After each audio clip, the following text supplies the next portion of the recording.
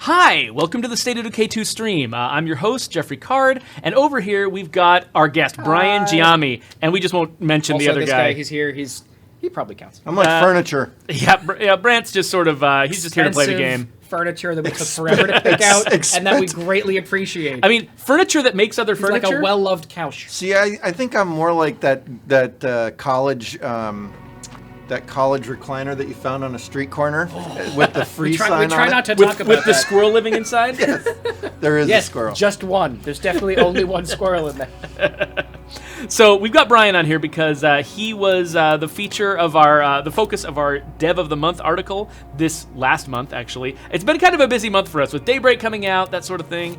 And yeah, so we've got Brian on here, and we've got questions for Brian that were provided by folks who read the article. So why don't we kick off with one of those while Brant sort of prepares to... We're also going to switch maps today, and we need people to tell us which map to go to, right? Oh, that's true, yeah. You guys tell us how you feel about whether or not you want to go to Drucker County. Our map options are... Or what was the other one? You got Drucker County up there. Drucker. Or... Cascade Hills, because we're already in Meager Valley. So I'd love to hear in the chat if people want to vote for one or the other, and if Megan and Jen want to pay attention to what people are choosing, because there's no way we can count it all. And we'll pick what we want anyways. We're just trying to give you guys the the illusion of choice. The illusion of having any sort of choice with us. That's what this is really about. All right, so the first question, Brian, did you enjoy making State of Decay 2? I had a blast making State of Decay 2. And like making any game, there's more stressful weeks and less stressful weeks. As always, I wish I had more time to play the game because we were super busy making it for so long. But no, this has been a roller coaster ride adventure of a game dev experience. What is it about State of Decay 2 that was particularly interesting to work on? Probably the sheer amount of different things happening in the game and making the most of the collisions between them. So like trying to figure out, what does it mean if somebody's good at being a mechanic? What do we actually want to have that do to the game? What does it mean for this map to have more food than this map? And where exactly do people want to find weaponry when they go out? And how do we make it clear that that's what they do? There's all these different things for the player to consider, which meant, of course, there's all these different things for us to consider. And figuring out just the sheer... the contents of the cornucopia of things you could do with your time and things that the game are doing basically made sure things never really get boring, for us at least. And the hope is that by putting that love and that effort into all these different pieces, it comes across and you can wind up with something like this, where you've got this community full of tons of characters with tons of loot that you've been finding off the map with a pile of vehicles, and you feel like you've exhausted the space and want to move on to the next one because there's cool stuff there for you too, and just keeping the world full of stuff and alive. So how long have you been doing this? How long have you been making games? Oh man. I think I have been getting paychecks for making games for 8 years in this June, so 8 years and a couple months now. Wow. If you want to include doing mods and making games in college, it's probably close to 11 or 12 years at this point. Oh wow, that's pretty impressive. Yeah, I think you've passed. So I remember when you were fairly new at our previous studio. Yep. And so you've now passed your more than half my tenure in the game industry, and you're well beyond half if you count all the stuff you were doing in college. So yeah, I didn't go to college for games, so I didn't have any of that early experience. I had to suck and learn right on the job while getting a paycheck, which is a whole different kind of stress. It's certainly more fun. Probably less hours per week than what my college was like. Maybe so. I don't know. So you mentioned filling the world with stuff, figure out where people were going to find things. Yep. One of the questions we have is, how did you decide what items were going to be where when scavenging? For example, where you'd find a new weapon versus siege. Was it completely random, or how did you figure it out? This is a dangerous segue. This is a trap, because then people are going to say, "Why did I find chips in the gas cans?" So I have. You mean parts? And I accept that that's a thing that we have, and that we could probably do better about it. I'm still thinking about it every day. I'm actually talking to people about it right now. So there's two different answers to that, right? There's the stuff that we actually guarantee, and then there's the sort of random backfill. For those of you that have been paying attention, we actually have... we actually put a Gamma Sutra article out about the loot system that goes into great detail about this stuff. The short version is there's a system to make sure you find stuff in certain places, and then there's a different system for lower priority stuff to just keep the world full of things for you to find. So we guarantee when you go to like a surplus store or a gun store that you'll find a certain amount of weapons there. But we also put some number of weapons into the map that can show up in any container that makes sense. And the way we figured out what stuff should be guaranteed was mostly through playtesting and seeing what people expected. We would get bugs where players would say, hey, I went to 2 gun stores, I didn't find any guns. That felt dumb. And like, that's a really obvious case, right? But it turns out if you can't make a good State of Decay 2 experience where going to gun stores doesn't get you at least 1 weapon. And so we decided, okay, we should guarantee you at least a small amount of stuff there, and then put... Brant's incredible driving skills never cease to amaze me. I can hold my breath underwater for a long time. So can your car. But like actually having there be some flex in the, okay, well, how much weapons did we find there, and what weapons do we find, and what weapons do I find in a house versus the weapons you find in a gun store? Like, players don't go to houses expecting to find weapons, but they do expect to find a weapon every now and then. And so we make sure that sentence in English is true. So a lot of it is just coming down to conclusions about what are our specific goals for the experience, and that goals became places like police stations, military sites, and gun stores. You really can't get by having none, but places like houses or like even like gun sheds, it's okay for there to be some difference between 2 given players' experiences and which things they find. Yeah, like random number generators in general are crazy to work with because they'll often do. I think part of the problem actually was that the game audio was too loud, so I've just reduced the game audio. I'm going to say some words that aren't interesting. You guys can use this to tell us how our volume is. That's different. No, I think we've already got some. I got some feedback from Megan. I think that the new game volume should be fine. Right, I'm seeing some positives. But the whole idea of working with random number generators, sometimes they provide really cool, surprising experiences. And but sometimes because they they're provide random, total garbage experiences. They're random. Yeah, no, Yeah. and this is something where I'm considering. In a world where we get to keep doing ongoing efforts to State of Decay 2, I would love to take another swing at some of the underlying randomness that we've chosen. Like, better random is one of those things that's very difficult to sort of put time on the board for early on, but is a great thing to come back to later. I think we made a really good choice in splitting out some things being random and some things being not random. Mm-hmm. So like, you will always find at least 1 thing at the gun store, but then you could find 2 to theoretically like 4 more if you get really, really lucky. But there's other systems that like we thought of that we didn't have the opportunity to implement that we might put in someday that'll probably help massage that experience to be a little bit more consistent without losing that sense of like having really good days and really bad days, which you do want. It's the apocalypse. You shouldn't. If you always got what you wanted, it's not going to feel like much of an apocalypse, right? So we always have to balance that. So one thing I didn't ask you, because I kind of skipped straight to the questions from the fans, was for people who didn't read the article about you, what is your area of expertise in the game? Like what part of the game are you in charge of? What do you do? What do I do here? What's your role? What's your role here? What exactly is it that you would say I do here? Is that because people are asking you about scavenging, they're asking you about loot.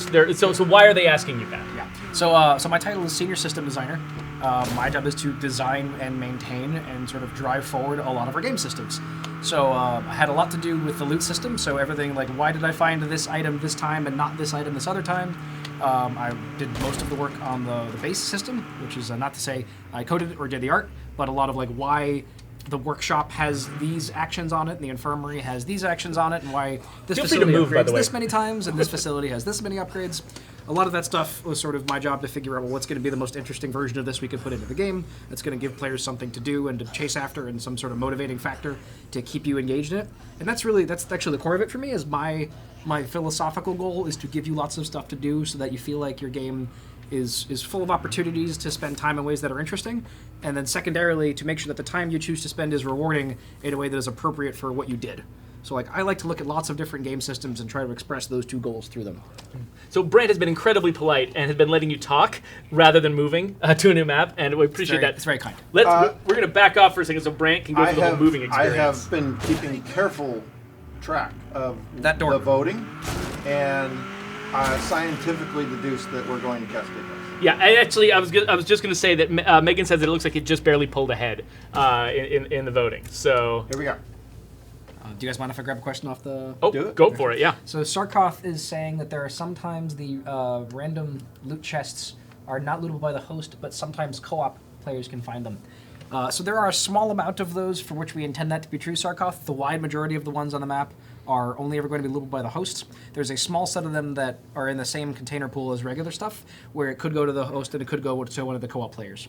We didn't want to make those completely gone for your guests, because some people play with their friends a lot, and for some people that's the main way they play, and we do want to make sure that there are some rewards for everybody involved. But because most of the time you are trying to find those when you're off isolated digging through the wilds, we try to make sure it's not it's more often than not the hosts. But we can't let the number that we provide for co-op players go to 0. So we try to strike a balance with that. So speaking of going to a new map, what is your favorite base on each map? Don't make me pick my children. it's not fair to anybody. No, I like different bases for different reasons, and I'll generally try to play a wide variety of them.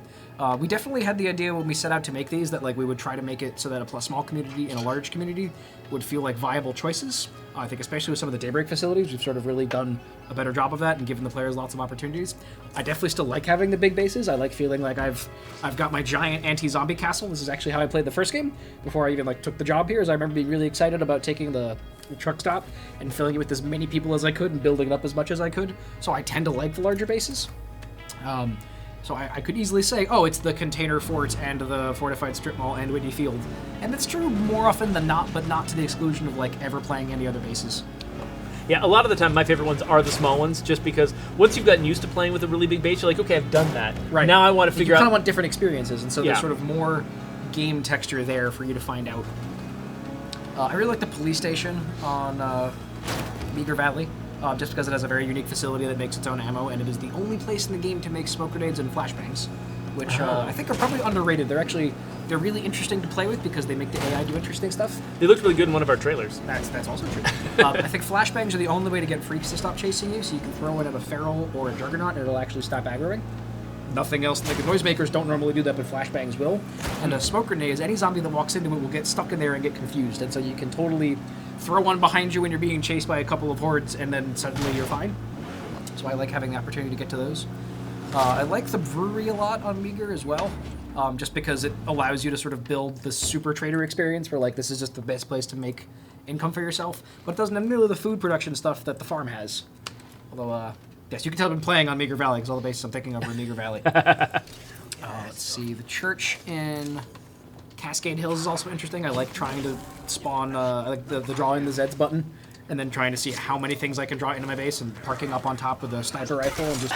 I like to use that to level up my character shooting skills. Like, it's a super unique way to do that. I wish we had more of that in the game in general. So That's true, because if you go out into the wild to level up your shooting skill, there's just always a risk of just getting swarmed. But, Right. but if you're in your base, you've got maximum protection. Right. Plus, if you're in a church tower with a scope, like that is just the classic way to do that. And so I can let all my other NPCs go and keep me from being in danger while I hang out at the top and just leisurely watch the stars go up, which is a nice way to kill some time. So, speaking of base I size, see what you did there.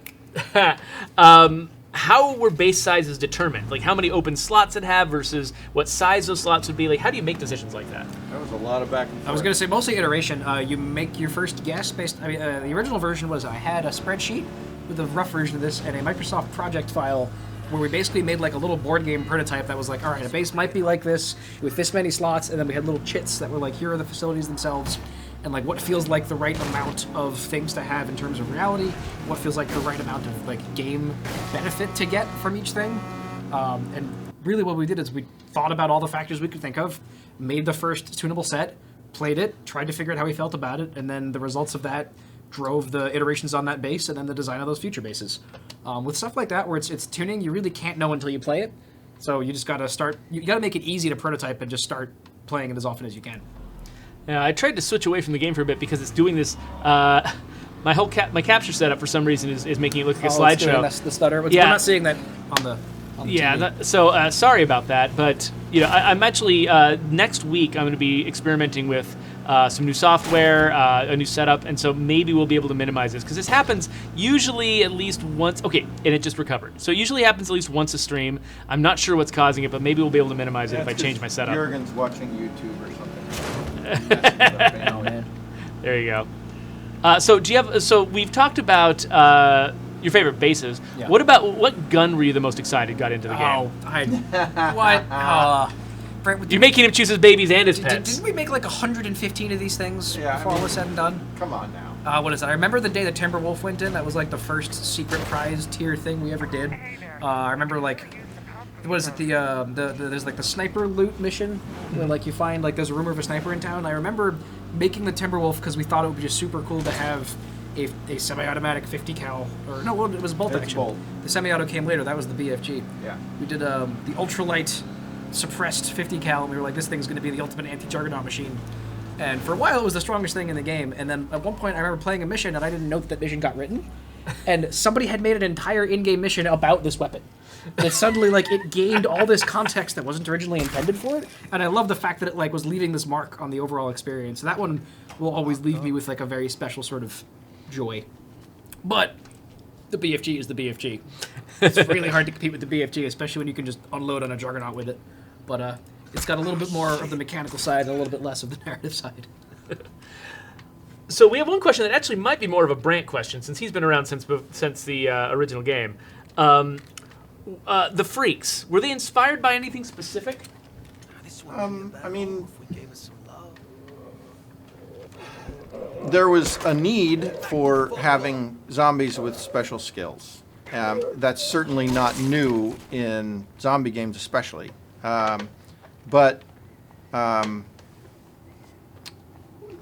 there's some there were some archetypes that we obviously followed. The tank, the sneaky guy. A lot of them, sadly, a lot of them lined up with what Left 4 Dead had running, and so for a long time we got accused of straight up copying them, and that's fine if people are gonna accuse you of copying a game, at least it was a good one, right? But but they play pretty differently. Like, yeah, they play differently. We had different needs for some of them, but once we sort of figured out what our needs were for freaks and what we wanted them to do, then we turned Doug loose on the ideas, and he just went nuts. So. Yeah, one of the most fun things to do at this studio is to have an idea mechanically for something you want to do, and then set Doug loose on it, because he's always going to come back with something that you were not thinking of that's better than what you were thinking of. In a huge way. Yeah. I like the fact that our freaks are actually they create very different combat experiences. Yeah. You got one combat system, but you got to use it in so many different ways. And like the different combinations of what shows up to a fight can meaningfully determine what's going on. We're taking the lock and key out of self-storage. Nice. That is also, actually this is one of my favorite favorites. home sites too. And somebody was calling this out. Where I remember designing this one, and we were thinking about like, okay, the whole concept of this base is, what are all the things you would ever find in an abandoned storage facility, and would they make a good like zombie apocalypse base? And, like, I think this is we actually had a system that we didn't use too much that we can see right here. If we select one of those two piles of boxes in the corners, the top left or the bottom right, the abandoned lockers. So when we spawn a base into the world, we can actually randomize what shows up in a slot. It turned out to not be as useful as we expected it to be, but in this one case, we can actually make that one of 3 different facilities, all of which look the same, and have a get mystery loot button, and then each of them provides different stuff depending on which one the map spawned with. So it's like playing Storage Wars. Exactly. It is 100% the Storage Wars base. So I'm desperately in need of beds. You have a lot of materials. Will that cover? That will cover some of it. Blaze Experience says that he loves this base. It's I think at some point before the container fort got built, this was actually the largest one on the map, and so like we treated this like an endgame base for a while. Yeah. Before the container fort sort of usurped its position as the ultimate zombie castle in town. But this thing, I mean, the fences here are not less effective. Like they have the nice spikes on top, so you get a good benefit from that. This is one of 2 bases that is cheaply branded as a castle in the modern world, and then is actually useful as a real castle in the apocalypse. This one and the Knight's Family Drive-In. What was it? The little Loch Ness monster that Doug drew up, like the Hanna-Barbera style. The character is such a great addition to this. You have lost a lot of characters in this community. Oh yeah, Just looking at the graveyard. almost every behind you. stream. Almost every stream. Oh, I'm taking Jacob out. Is he Sword good? play's always fun. He's an animal lover. I mean, he's got to be everybody's favorite. She's got the 1022. Got the ridiculously oversized mono The gear. monogear axe. Oh, by the way, fitting that perfectly under his arm. Well done, animators. A lot of it's Scott. Was that placement of the sockets Yeah, in the backpack? it's Scott Alba, like not being happy with how things work constantly. Always striving for improvement. That's right. And then you guys might notice, if we look to the right a little bit, there is a like the little radio tower. I think Dan or one of you guys hand placed these on every single base for all 3 tiers of the command center. Yeah, Dan and I traded or shared duties for all the bases on on where we were going to place the different tiers. So early in that game, that tower would not be there. Correct. You have to Yep. level up to get that tower. So this one is the first upgrade. No, That's first the third one. the I think. so I thought we were at max. Tier Oh, 2. you know what it is? Tier 2 is here, And then- Tier 3 adds the satellite. not Oh, saying the we're pointing. satellite, So, yeah. right, like, we added if we don't just change it. So when you don't have an upgraded command center, you have none of those things. Once you upgrade to Tier 2, you start to get the radio tower, and at Tier 3, you get the satellite dish. And so the command center actually moves with you when you move bases so that you don't have to lose any outposts. So we didn't have to upgrade it manually this time because he upgraded it on the previous map. But every single base has a hand-placed version of those, so you get that sense that these people are actually utilizing structures to communicate that you would need in real life. And if you can get close to it, you'll actually see where we hand-strung wires that run to the awesome. yeah. So Awesome. Harry Inderb's got a question. When creating a map, how do you balance realism versus the overall fluidity and fun? Because a lot of times, building a map the way that reality works, Yeah. just it's not necessarily going to be as fun as building like a custom built map just for your gameplay. Right. But you still have to feel realistic. Like, how do you strike that So balance? that was tough. That was very tough. I mean, the short answer is you try it and you change it and you try it and you change it and you try it and you change it. In our case, our maps were designed fairly realistically with probably somewhat unrealistic clusters of stuff, so the player would have lootable areas to find. I think at some point we had a sort of a purely realistic pass done, and then we would make a bunch of notes of like what the most problematic areas were. Like, oh, this particular map doesn't have nearly enough pharmacies, so the players can't get meds because we used a realistic amount of pharmacies for our whole town, which is not a ton of them. Yeah. But the way the game was tuned that was the most fun was where you did need some regular meds consumption, and so we would come back in and work with the guys doing the level design, doing the maps, and say, well, what can we do that will get the player get some more meds? And in some cases, it was as simple as just put more pharmacies in. At least in Meager Valley, I remember it was challenging to find enough places to give the player fuel, and so we actually created some very unique, like what looked to me like a tractor refueling station kind of thing. yeah. So we had to create some new types of buildings and sites so that the players could get enough stuff. And so it started off very realistic, and then we would just layer in what was necessary to keep the game loops. So those military medical outposts, for instance. Those were exactly this. We needed more ammo and more meds on the map, and it was like, what do we do to add both of those at the same time? And somebody came up with the idea of, well, what if the military came to town after all this stuff? What would the military have left behind? Then we totally came down with the trauma tents of, totally makes sense as a place where you would find a rucksack of ammo and a rucksack of meds, and they became so cool as they got iterated on that we wound up sort of giving them some pretty good loot too. Like they have those very large shipping containers, which are themselves crates, which are some of the places with the best weapons in the game that are not the secret prize containers. Yeah. And so that sort of organic solving one problem at a time led to a nice blend of stuff by the time we were finished. Is there gas? Yes. That's what I was coming over here for. Wasn't the secret duffel bag in the hidden campsite? No, it was that sweet Brogan Rapscallion or whatever that is. Oh, they're pretty fantastic. Oh, that's a great one. Well, hello. I have that's been my go-to. Hello, couple gorgeous. The scope, sighted, suppress. What? We're getting the So bad nice. stream performance again. Sorry about that, guys. You guys willing to meet up? I'm sure it'll fix itself again in the future, just like it always does. And again, I'm gonna try out a new setup next week to see if that makes a difference. Okay, we're back to normal again. So Gaming Forever 1 wants to know, are we ever going to set it up so that rucksacks can be deposited into your outposts? So that was something that we went back and forth on a little bit. During the time period where we tried things like that, we found some players pretty much never went home. Like they would really just ignore their base. They wouldn't see it. They wouldn't get that sense of community there. And it also meant that you didn't get that sense of being overextended. That's actually pretty core to State of Decay. Like you want the player to feel like they're far from home, and that makes things very dangerous, and that you really need to find a way back home safely at some point. If outposts are too valuable, then you can sort of be everywhere at once. There's Or not is it enough. too versatile? Yeah, like if outposts provide you with too much opportunity to solve all of your problems, you don't really need to worry so much about your base. And in a world where that's true, you have less of a motivation to move around. The version of the game that is live now is one in which the outposts don't allow you to do that, and because of that, players sometimes have to move bases just because they want good loot access to the area nearby and the ability to bring rucksacks home without having to fill up a trunk and then just bomb down a highway for 4 minutes of just constant stressful travel. And that tension is helpful to creating the sort of zombie apocalypse feeling that we want. So it's overall more of the experience that we were going for in a world where you don't have that particular power than one where you do. So the chances are we're probably not, and until we get the opportunity to sort of reconsider the entire experience from scratch, we're probably not going to change that particular feature. That's correct. Stay where you are. I'm headed there now.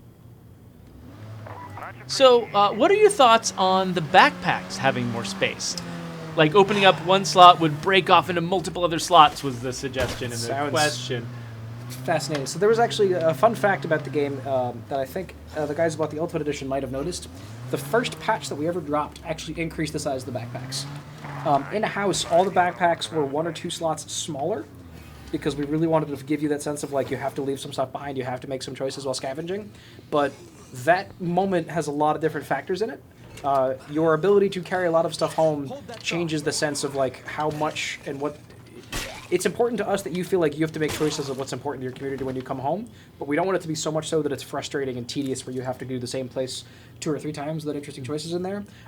I'm happy with the balance we have now with the amount of stuff that you can carry, with the 8-slot backpacks being the sort of top end, and then if you have the right skills, you can get 2 more pockets, leading you to a total of 12 things you can run around and carry, plus the stuff in your trunk. Plus, we added the feature for you to give your rucksacks to your followers so they can carry one, and you can switch characters to them and use their inventory.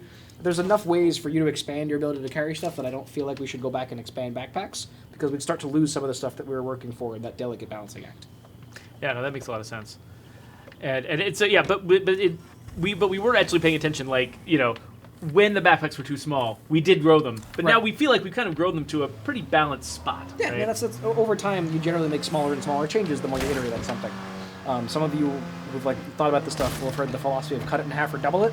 And when you're first trying to tune something in a game, you generally like big, broad changes like, is 4 slots a lot? Is 8 slots a lot? Okay, well, no. Okay, well, actually, it turns out 6 slots was a decent amount for a starting backpack, and then you could work your way up. Then maybe there was room to push down a little bit, and it gets into that fine-tuning phase where you really are just changing things by numbers in the realm of 1 or 2 at a time. And we went through a process like that to get where we are, and so we understand how the game would feel if it was different in either direction to a fair point, and felt like this was the best balance we could create. So we had another suggestion from the audience. So what do you think about adding an ammo belt backpack mod so that your survivor can carry more bullets and grenades?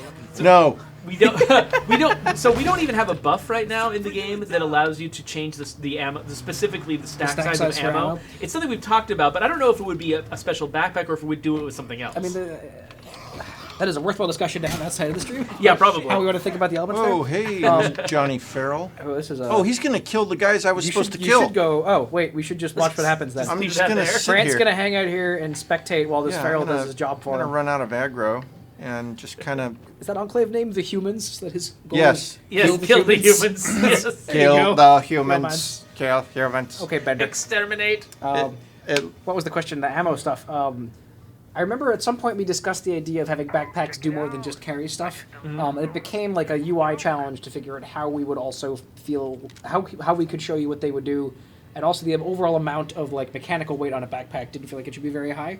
It's something I would consider again for the future, but that's all it is. It's just an idea to examine the next time we have the opportunity to think of future plans. Yeah, 'cause one thing where I think the balance of our backpacks might still be a little bit problematic is there's not a lot of motivation to have a smaller one right now. Like, once you have an 8-slot backpack, that is so much more important than every other consideration. Right? It's like, unless you have a marathon character and an ultralight pack, because then you can get that character to sprint for free until their backpack is mostly full. Yeah. And like I like that we created at least one scenario where you don't want the heaviest backpack. In a world where we could go back and spend more time on the same stuff, I would like to make that choice more interesting. Yeah. What would you think about making bases larger or making larger bases to accommodate more facilities? Kind of the same question, right? Yeah, I mean the real problem with that is you start to get into technical constraints pretty fast. You sort of design against constraints whenever you're making a game, and one of the constraints you have to consider the most is, well, how much can the machine you're on actually produce? And like, there's a certain number of people that can be in the world before we start to get in a world where it's hard to make a good frame rate.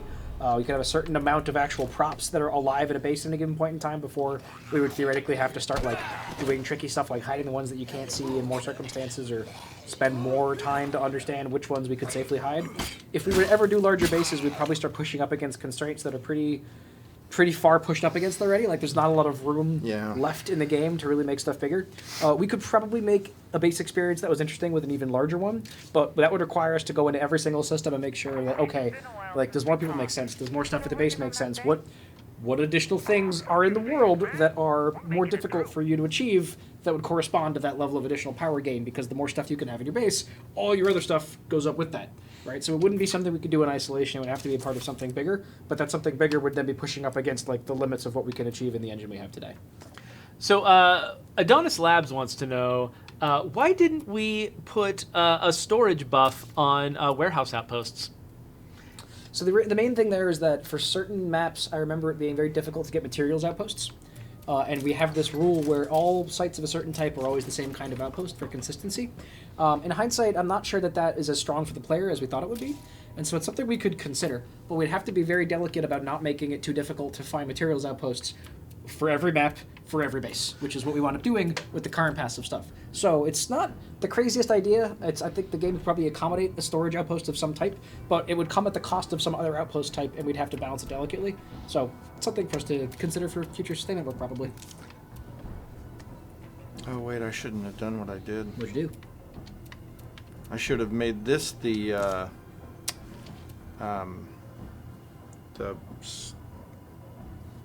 I agree. Yeah, that. in the staging area. Ah.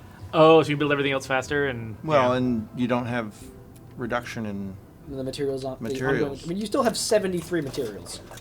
Oh yeah, we're still doing fine. I mean, he's gonna start. They're gonna probably start spoiling at some point. I forget how long that buff lasts. I think it's like a couple hours. It's probably okay then. All right. Well, I'm going to build some other stuff just in case then. Checks Then out. Geoffrey can worry about like fixing the damage I do later. That sounds about right. Riding with the damage that you do is so much more fun. Blaze Experience has a similar question about parts outposts. He feels like those are particularly rare, and he's curious about is there a reason they were rare? So I don't think we have parts outposts. That's the rarest thing to They be. don't exist. You'll never. Yeah, you can't find it. Yeah. It's that rare. So parts are interesting. There was a time where parts worked a lot more like the other resources, but we wanted there to be something that you were sort of always building up a pile of, just because that's in the interest of making the scavenging experience have a little bit more depth to it. Like, because you do a lot of scavenging in this game, you'll be scavenging for a long time. Parts give us this nice little reward loop where you just get this little pile of oh neat every now and then, instead of only ever getting a large pile of stuff that's competing with the other resources. Because we don't do them in rucksacks, we tried to keep them out of the outpost system because it feels pretty clean cut to me, where one of them only comes from this kind of source and one of them only comes from this kind of source. Plus, you can salvage your weapons for them. Plus, you will occasionally find weapon remains that you can break down. So there's lots of places to get parts, but in the interest of making the game's sort of like resource gathering experience more interesting, we try not to do... You don't want everything to be attainable in every way, because then you're not making different choices. The hope being that if you want to go out and get parts, you have to make certain different choices than if you were going to go out and get materials. Yeah, and because parts are the thing that most weapons and stuff turn into. Right. Like, you've already got this kind of constant stream of parts coming in, Right. and so it feels like maybe players would hoard their weapons more if they had another source of parts. Exactly. Like, it would start to relieve pressure on the system from other places that we're relying on to keep the game feeling like it's an apocalypse and you might run out of stuff if you're not careful. So Gaming Forever 1 wants to know if we're ever going to get the ability to call in our community members who would drive a vehicle up to deliver one to us.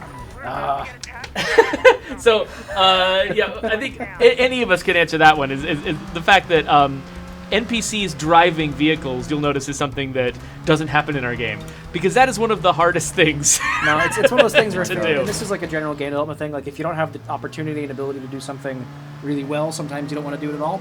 And that would have been such a huge amount of resources and time that would have like come at the cost of other aspects of the game. Like, I would almost rather put that time into like improving NPC combat behaviors than just trying to create a world where they can drive. Yeah. Yeah, I mean, because for one thing, because you're constantly driving off-road, and now that there's no police, there's been a breakdown Right. of There society. are no rules, there's no traffic lights. There's no expectation that anyone should ever stay on a road ever unless they just feel like it. And so it adds a certain level of complexity to what kinds of problems, pathing problems and things Right. like that, the NPCs are going to have to solve. Like, what happens if they high center their vehicle on a rock? How do they solve that problem? And like, you just roll up on your buddy. Hi, how's it going? He's just driving, hanging out on a rock, unable to get it moving. Like, there's a wisdom in not choosing to take on more than you can chew with that. Yeah, and it's not like it's impossible to solve those kinds of problems. I mean, Right. games have solved them, but they spent a lot of time solving them instead Right. of doing other things. They also And- designed their worlds for that. Yeah. Like, you would design the world differently if you expected AI to be driving around it. Like, part of the reason why you see AI in roads and only on roads in a lot of games that do that is because it is much simpler if your game is primarily intended to be traversed by roads. But since ours very much isn't, some of the roads have giant things that are intended to block you from driving really fast through them. Like, we basically be creating a scenario that is even more, like, it is unlikely to create something compelling if we were to let AI do it. Yeah, the same things we use to sort of limit your travel speed to handle streaming and stuff like that. Right. Also makes it hard for the NPCs to figure out what the hell they're doing. Right. Well, and often like you have to lay down explicit paths for NPCs to follow, and then you have to add a layer of AI just to problem solve when that path doesn't work for them. Mm-hmm. Yeah. And it's When there's a car parked in the middle of the road, that sort of thing. And it's again, like, of course it's doable, right? I mean, You'll hear people in games GTA say, is the best example of NPCs being able to figure stuff out, right? Yeah, I'd kill 1,000 men to get a license to use their engine. And that's how many I think would be standing between you and that that's engine. true, and I think they've also got, like, what, 20 years now of development on that particular I think that feature file iteration is at least 15 years of work on their engine, which, you know, was designed, and they also designed their whole worlds for that, right? specifically Ours was- for that purpose. Exactly. So, but So there's a nice broad picture answer to, like, why you're not seeing that in the yeah. game. So, any thoughts on having horses in the game? Like, maybe they would take double the food and they'd have to build stables for them. Sorry, So- horses were just too tasty. Yeah, and they all became food rucksacks when yeah, you weren't looking. they are double the food. That's amazing. No, it's a cool idea. It's an interesting version of what might be going from a world where all your characters are either zombies or humans to one in which you also have horses has a lot of ramp up time first. Just like you have to create a new skeleton and do a whole new suite of animations. You can't borrow anything from anywhere. We're a pretty small shop. We run lean and mean, and so like that's conceptually possible. We have a lot of the same technical challenges we face with other features that we want to work on. Where like we have to find memory for it. Memory is the big one. You have to also add it to a game that wasn't expecting it, and so like they'll have all sorts of weird balance issues where now you can traverse all the stuff that would have needed a car before or otherwise, and how do you make a horse behave realistically in terms of like, well, do you have to feed it? Does it always like you? Do we do the Breath of the Wild thing where you have to develop trust with them? Do they turn into Skyrim horses where they run up mountains, or like Witcher horses where they just sort of lock into a track and then run straight? Like there's And can we use vehicle upgrades on them to turn them into horse-armored horses? oh my god, that's So you could literally have horse armor kits. So my favorite thing though about it though is that when we get these kinds of questions, it's not just can we have horses. Everyone who asks one of these questions has a specific suggestion for how they want like to design they think it. of some other game's horses, and they're like, I want this particular version of this other game's other horse. Well, yeah, but they're like things like it would cost extra food and you'd have to build stables. Like, I love our audience, and I love the fact that they think like game designers when they're playing this game. It's like this game sort of demands a certain amount of kind of the same kind of investment in building your community that we put into building our game. And so we've got like the hardcore players of our game think so much like us. They pitch stuff with balance included. That's Yes, right. exactly. They've already done all the work for us, so that we have no excuse not to do it. I'm sure somebody said that at some point. Are we planning on Such was having? deep fryer. One question: are we planning on having missions where you need to defend one of your outposts, or it will become infested? So we played with that concept a couple of times. It gets really tricky if that outpost is all the way on the other side of the map, and now we are demanding that you drive for a super long period of time to get there. Yeah, people are already complaining a little bit about the maintenance work that you have to put into your allied enclaves. The fact that sometimes they demand like, oh, I need some food, I need Right. some meds or something, you need to bring it to them, and when people feel kind of nagged and bothered by that sort of thing, I imagine that adding a new system that also nags and bothers them and requires them to go take care of problems just to maintain the status quo, It's hard to make that more compelling than frustrating. Yeah. Yeah, exactly. So what I it's- might do is we could probably look at the way our sieges work, and then see if there's some more opportunity to make that more interesting. Interesting, yeah, because if it was like a siege where it has like a long countdown and it's possible for you to just invest something in defending it absently, the way that you spend ammo basically to not show Right. up for siege at home. Like maybe there's something like that, but it's one of those things where because we know that taking on that challenge would require us to like re-examine a bunch of other systems and have all the follow-on effects, it's not super high up on the list for us to explore that particular experience. We need to have a pretty strong motivation to maybe if it were themed really well with some other larger effort we were doing, that Right. kind of thing. That would make sense. Which we can't talk about any of those because we haven't announced any of them yet. So stop asking. Damn it. Oh, so here's a really interesting design question. Someone says, I've noticed my AI character does not use meds that he has with him. They will sometimes die with strong painkillers on them. Is there a reason for this? If so, can we get a way to heal them ourselves? So this is a couple different. First, let's talk about why characters don't heal themselves, or why they might not heal themselves. I mean, the main thing there is once you introduce the idea of AI using consumables, they need to be using all consumables. And then having the AI use grenades in a way that was more good than bad when you worked for every grenade that they have equipped, and they are just deciding to consume special resources that you've either acquired over time or built yourself. It's highly likely that that character will sometimes use them in circumstances you don't want. It's extremely difficult to read player intent. Yeah, I mean, and even if we left grenades off, even if it was just the painkillers, you can imagine that in a world where we did decide that when AI get hurt enough, they will use a consumable, we would have a very similar question, which is, how come my AI keeps wasting my consumables? Exactly. I don't usually like using my consumables. I would rather they just die. Yep, you can't make the AI adopt the player's play style natively and then always match their expectations. Like, reading player intent and matching their expectations is a profoundly difficult thing to do. And so it's often better to leave that off the table entirely and just not make choices on behalf of the player than to try and do so and then create a giant system that does so half the time. At best. So it's theoretically possible to give people controls that allow them to sort of set rules for their characters and stuff like that. Right. But that's an entirely, it would be another complex system on top of all the other systems we've already got. I think one of the Final Fantasies, 12 or 13, had like this crazy thing where you could program your AI in the game. Yeah. And I remember my little brothers and I would play that game together, and they would literally say, "Okay, Brian, do the programming thing," and they would just hand it to me and say, "Hey, spend 2 hours doing your job to make the AI in this game behave in a way that we're happy with." And simultaneously, it's like, this is really cool that I have the ability to do this, and I'm not excited about the fact that the game is instructing me to do this. And so it's really you can't ever make everybody happy with that kind of system. So, but then the follow-up question is, what if we could heal them ourselves the way that we heal the technician in Daybreak? There's some UX issues to solve on that, namely like deciding if they should stand still and get healed and get hurt, or if they should try and run away. I like the idea of being able to apply something, Right. Yeah. That would be worth investigating. Yeah. But there's a lot of other, again, like, because the characters are already autonomous doing all this stuff, isolating the way in which you do it down to a world in which they do not randomly do things you don't want is difficult. So I would be happy to explore that at some point, but it's not something that we can do trivially. Yeah. As we make a note to look into this at some point. Yeah. Part of my job is looking into things that we might want to do in the future, so I've taken a note of that. Yep. All right, I've got you 2 outposts, 1 food, 1 meds. We've got our sweet base. Who have you killed so far? I haven't killed anybody. Remember, it's So me, far. Geoffrey. It's me. I am an unqualified expert at this game. So Mega Man 7743 has a question. The Ultimate Edition only includes the Independence Pack and Daybreak DLCs. So does that mean that we now have to pay for all future DLC? So we haven't announced any future DLC yet, and so we can't really speak to specifics about that.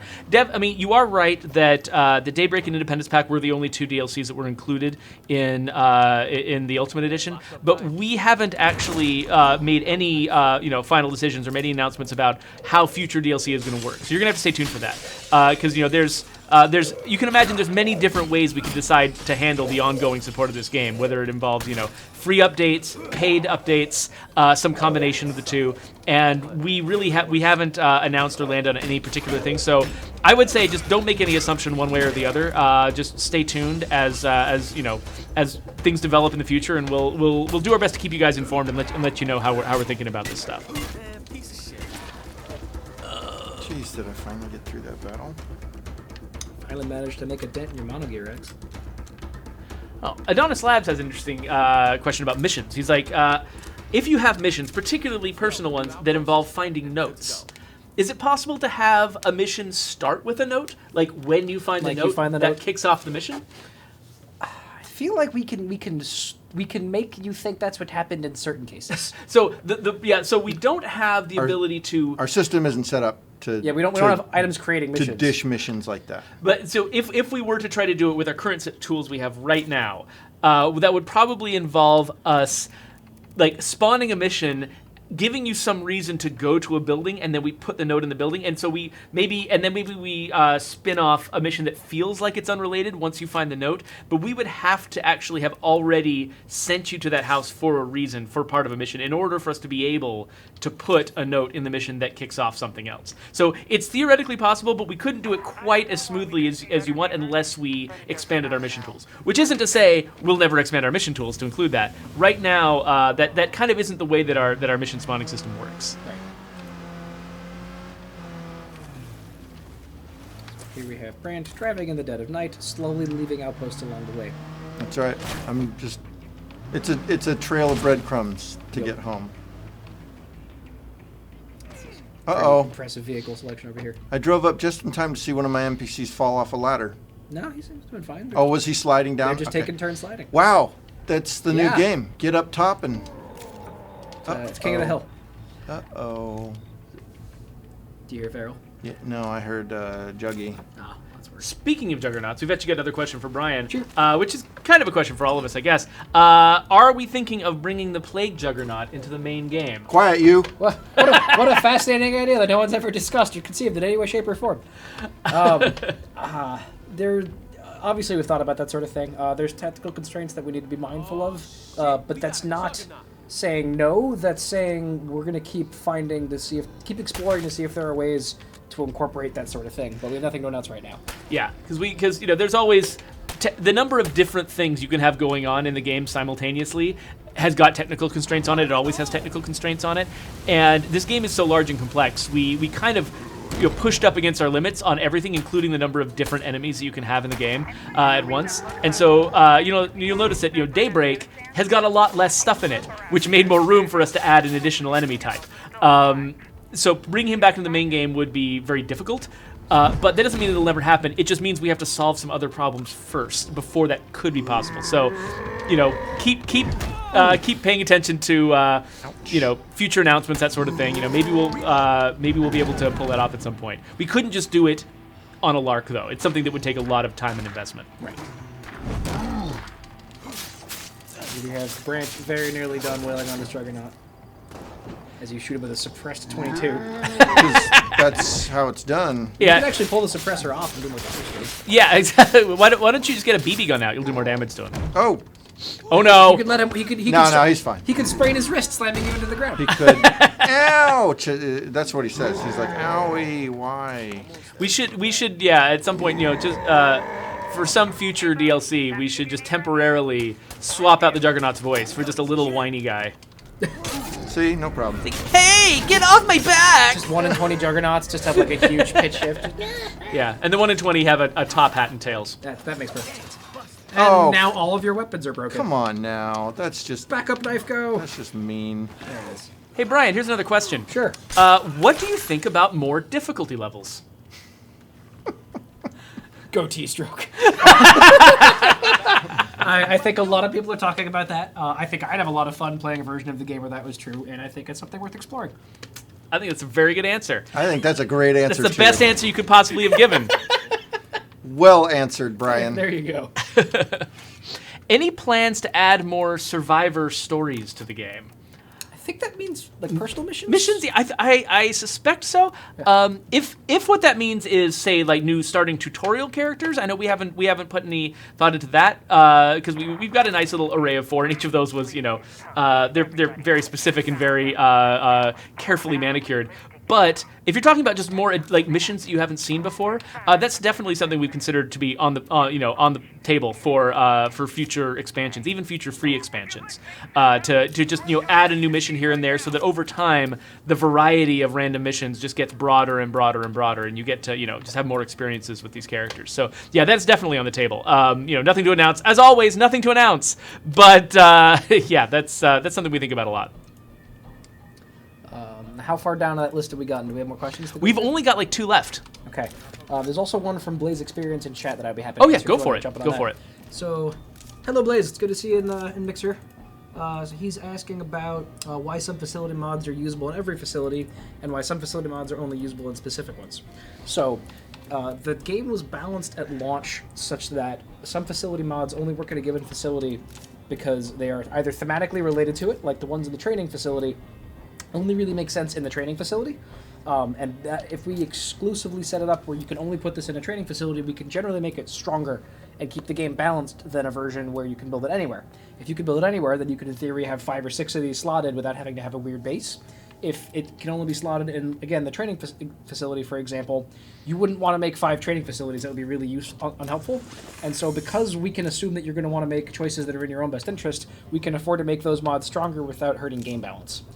So generally, we will put the stronger stuff that is thematically related on a given facility type, and then the generic stuff is more a couple of morale or like plus storage, like little things, like ways to use just random corners of random rooms to give your community some value. When it came to stuff like the Independence Pack, it was a little tough because in that case you were actually buying stuff directly, and we didn't want you to feel like you had paid for something and then you couldn't use it because you had to get rid of something else that you liked. And so in that particular case, we allowed that crafting station to go anywhere it could fit.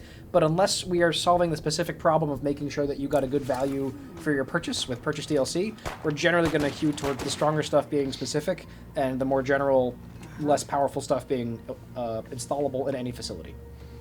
Yeah, that makes a lot of sense because a lot of times part of the cost of something is what you can't have at the same time. Exactly. Right? It's the opportunity cost of not having something else. Yeah, so if everything could go everywhere, then you could just really min-max the heck out of it. You could have 10 ammo presses and make all the bullets in the game everywhere without having to have a warlord or an armory. Yeah. Whereas if we don't let you do that, then it's a matter of, well, which one do you want to spend your workshop slot on? Yeah, exactly. So we've got a question about skills. The question is, can you unlock all the skill options for a character? So, Do they mean all the skills in the game on one character, or all the skills for the character that character is going to get? Because you don't unlock new ones with the same character. It was kind of unclear, but the way that I said, I imagine the way I'm choosing to interpret the question is say you've got cardio, and you max out your cardio, and this particular character only has 2 options. They only have like marathon and powerhouse, because of their particular traits, that affect their skills. And so the question is, is there a way, or is there going to be a way to allow a character to have the full range of options? And the only answer to that is stay tuned. Maybe someday in the future. We sure like that idea. We like it for the same reasons that you do. Yeah, so we'd have to find ways to balance it, right? You can't just have additional benefit without consequence. Yeah. But there's a world in which we could explore something like that if we can think of appropriate ways to sort of charge the player for the benefit. Yeah. So I think, that kind of thing, it's a good idea. It's one that we've actually already, I would be taking a note of it, except we've already got it down. Yep.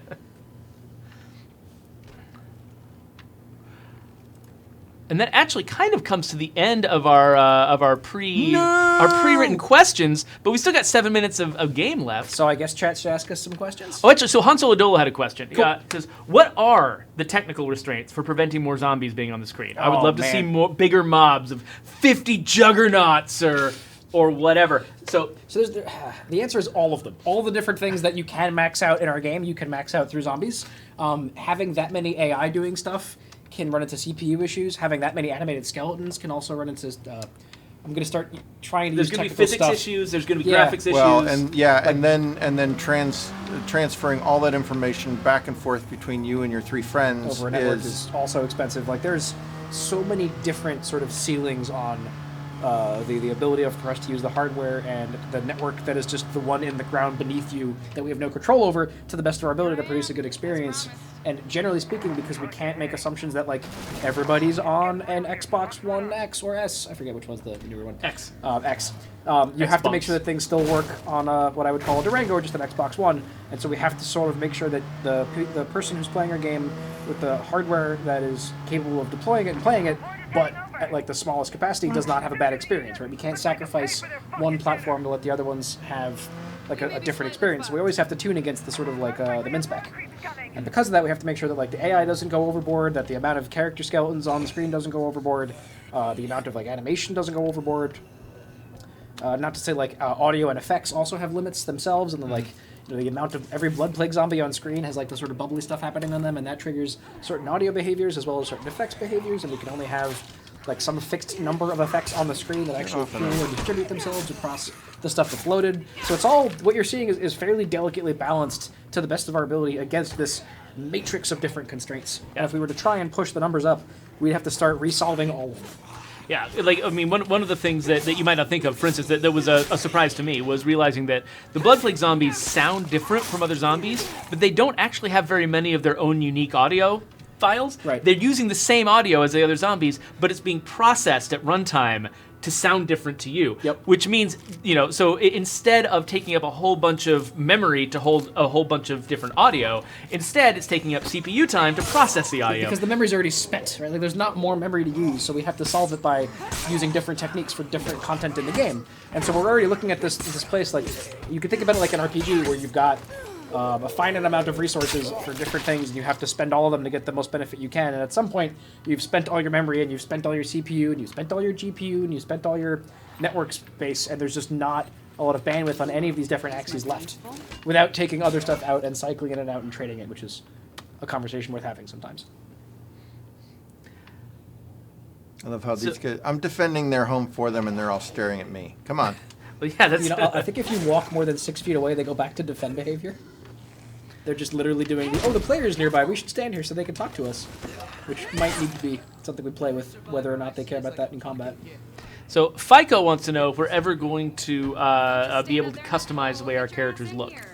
And that's an interesting question, Yeah, right? it's certainly an idea that's come up a few times. The way that the game works now, we sort of rely upon a character's appearance never changing to help you identify them. Yeah. And identify with them. So if that was something, were we ever to fully explore that, we would have to be really careful about it, because we don't want you to, like, lose the ability to quickly identify your characters at a glance, or remember, like, because you might not remember their name, you might remember, like, pink hoodie lady, right, what was her name again? And, like, you might grapple onto that first. And so having characters have more sort of emotional affordances for the players to latch onto is useful, but it's certainly something a lot of people have suggested. There's clearly some interest in it. Yeah. And it's something we should think about. Yeah, it's the kind of thing where, like, particularly if we were starting a new game in the franchise and saying, like, okay, people want character customization, we would have to figure out a different way to make sure you could really identify well with your characters without their outfit being a big part of their persona. Yeah. So we would have to solve that problem some other way, because I think we don't want the version where all of your characters essentially just become numbers, because they all are just their appearances, their identities are completely fungible. Yeah. Yep. So we probably have time for maybe one more question, and I think we should go with Blaze Experience, who wants to know about Brian's cats. All right, so the funny story about my cats. The oldest one's name is Navi, because we... Oh, we're really going to answer that? I'm telling you about my cats. Well, you try not to die. That's what today is, friend. She talks a lot, and I played Ocarina of Time when I was at a very formative age, so as soon as I met this little creature that followed me around going, meow, meow, meow, meow, all I could think of was, hey, listen, hey, listen. So the oldest cat's name is Navi. And then she was getting a little bit antsy because she was an only cat. So we went to adopt another one, and we were going to adopt a little boy and name him Link, so Navi could train Link, which was hilarious. And then our friend, who is supposed to be very good at guessing the genders of kittens, which is actually hard, I do think, because everything's all enveloped and tucked in, and it's extremely hard to tell them apart, told us that this one was totally a boy, and she was wrong. It was a little girl. So now we have Navi and Zelda. That is adorable. They are inseparable, and they like watching us play games, which is pretty great. One of the things that Megan suggested was having a pet day on the stream and just having people bring their dogs and cats in. And bringing cats in is a fraught with peril exercise. Let's not bring cats in. Just dogs. Dogs are a little bit more friendly. We have a pile of dogs here every day, and that's great. Last time I tried to take Zelda somewhere, she sort of had a panic attack. I guess I could, maybe my daughter could bring her bird in. That'd be kind of cute. I'd have to bring her in a cage, though. Yeah, birds. So are we getting killed for the last second? No, or, I'm Brant's doing just fine. I don't know what you're talking about. I'm setting you up, buddy. Yeah, like, there's a giant, like, skill books and... Oh my gosh. You got an advanced repair kit. Did you make that? Geoffrey had that. I just brought it along in case. Yeah, no, I put a lot of, like, I went from having no mechanics and all of the cars broken, so it became my focus for days to, like, I am going to be able to repair every car. That's because awesome. when we were hyping the Independence pack, remember you, like, high centered every single car? Yep. So I had no usable cars. So we took some time. It was really great, actually, because soon after that we got in the patch the ability to teleport our cars. So I was able to go and unstick all the cars that you stuck. Awesome. And that was another one where it was like the fans, I think, had that idea about as fast as we did. But they were like, what if that also worked for vehicles? And it's like, it's completely different technology. But yeah, I mean, that's already a button that does that. So yep, why not? got Yeah. locked in. And so, yeah, so it went in and it mostly works. Now, occasionally, when Jen is playing the game, the car will arrive at the new location and explode and shoot itself 50 feet into the air, I think it's which is actually- amazing. It's using the same spawn points we use for mission vehicles, but they are not the same set of geometry as mission vehicles. And so occasionally we'll have a placement that looks like it's got enough space, but actually that particular car was like 2 inches longer than the spacer was, and it'll go flying, and we put a bug on it, and somebody goes in and they move the spacer. So when you find those things, please go ahead and put bug reports in customer support, and we'll track it down, and we'll get to it when we have time. Yep, and I think right now the best way to do that is to get involved in our Discord. I believe that if you're watching this on YouTube, there'll be a link to it in the doobly-doo, and I'm sure that Megan and Jen can put you links in the chat. And I think we are out of time. So, Brant, let's get a nice little final pan around of our beautiful, beautiful new world that we've settled in. And you have really set me up to succeed here, so I appreciate that. There we go. Excellent. So, our pilot today has been Brant Fitzgerald. Thanks, everybody. Our subject of interrogation has been Brian Giaime. So you can bug these guys on Twitter if you like, or at Undead Labs is also another place where we are on Twitter. Yep. And I'm Geoffrey Card at Rangatang. So please follow our channel, whether you're seeing this on YouTube or Twitch or Mixer, and get in contact with us. We like answering your questions. We like engaging with you guys. So. Well, and a quick welcome to all the people on Mixer who's been following us. Thanks so much for joining us. Everyone on Twitch, thanks for hanging out with us. And if we have any, I didn't see any new followers there, but Yeah, I mean, you guys are why we do this. Thank you for coming. Thank you for spending your time with us. We appreciate it. All right. And with that, we'll see you guys later. Until next time, guys.